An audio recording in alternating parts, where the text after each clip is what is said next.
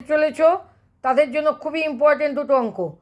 প্রথমটা হলো একটি শঙ্কুর উচ্চতা অপরিবর্তিত রেখে ব্যাসার্ধ 20% বাড়ালে আয়তন কতটা বাড়বে।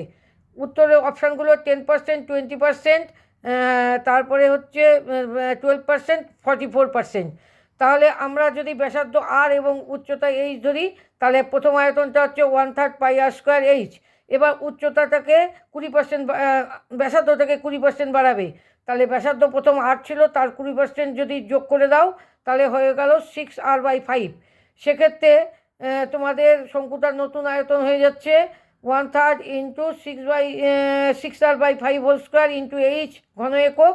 সেখান থেকে ক্যালকুলেশন করলে 36/25 ইন্টু 1/3 পাই আর স্কোয়ার এইচ ঘন একক। আচ্ছা, 1/3 পাই আর স্কোয়ার এইচটা সেদিকে সবসময় করবে, কারণ যোগ বিয়োগ কমন নেওয়ার সুবিধা। তাহলে আয়তন বৃদ্ধির পরিমাণ, এই দ্বিতীয় আয়তনটার থেকে প্রথম আয়তনটা বাদ দিয়ে দাও, তাহলে যেটা বেরোলো ফাইনালি আয়তন বৃদ্ধির পরিমাণ বেরোলো 1/3 পাই আর স্কোয়ার এইচ ইন্টু 11/25।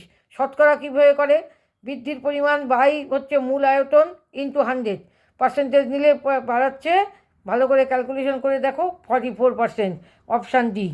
আর দ্বিতীয়টা হয়েছে আমরা যেটা এনেছি, দুটি লম্ববৃত্তাকার শঙ্কুর আয়তনের অনুপাত 1:4 এবং ভূমিতলের ব্যাসার্ধের দৈর্ঘ্যের অনুপাত 4:5।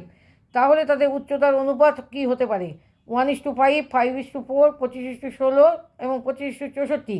তাহলে আমরা যদি ব্যাসার্ধগুলো R1, R2 নিই এবং উচ্চতাগুলো H1, H2 নিই দুটো শঙ্কুর ক্ষেত্রে, তাহলে R1:R2টা বলে দেওয়া আছে 4/5। আর যদি আমাদের আয়তনের অনুপাত নিই, তাহলে আয়তনের অনুপাত 1/4। তাহলে 1/3 pi R1 square into H1 by 1/3 pi R2 square into H2 equal to 1/4। এর মধ্যে R1/R2 whole square into H1/H2 equal to 1/4 হলো, কারণ বাকিটা কেটে গেল। কেটে গেলে পরে R1/R2র মান হচ্ছে 4/5। তাহলে 4/5 বসিয়ে দাও, তাহলে 16/25 হচ্ছে H1/H2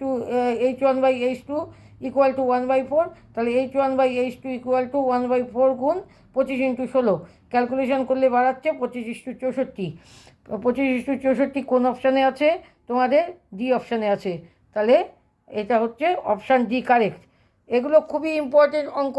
যারা করনি করে ফেলেছো তাদের তো খুবই ভালো, যারা করনি তারা কিন্তু ইমিডিয়েট এগুলো করে পরীক্ষা হলে যাবে। Thank you.